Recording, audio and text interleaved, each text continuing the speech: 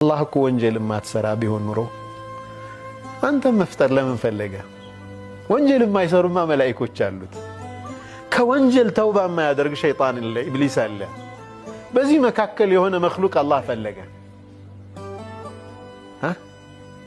ወንጀል ሰርቶ ወደሱ የሚመለስ የሚታገለው ነገር ያለው ያን አሸንፎ የሚወጣ ከዛ በዛ ሂደት ትግል ውስጥ واعبد ربك حتى يأتيك اليقين كمالت متتاجلوا نجر على هوني حتى يأتيك اليقين نو تقلوا عبادة وبقى ودسوا مكارو اسكف السامي درسنا كذا جن كملائكة لك هل مالت ولقد كرمنا